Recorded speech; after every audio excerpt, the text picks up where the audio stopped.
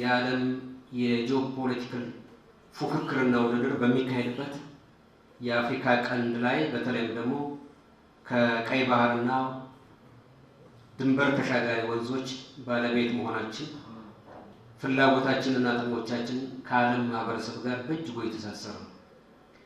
ይህንን በእጅጉ የተሳሰረ ጥቅምና ፍላጎት በተሰላሰለ የፖለቲካ ትንታኔ መመራት ይኖርበታል። ምክንያቱም ይሄ ሁኔታ እድልም ተግዳሮትም ያለው ጉዳይ ነው። የኢትዮጵያ መንግስት ያለውን ቀጠናዊ እድል ወደ ድል በመቀየር የሀገራችንና የሕዝባችንን ተጠቃሚነት በማረጋገጥና የሀገራችንን ዓለም አቀፋዊ ተቀባይነትና ተጽዕኖ ፈጣሪነት በዓለም አደባባይ ማረጋገጥ ይፈልጋል።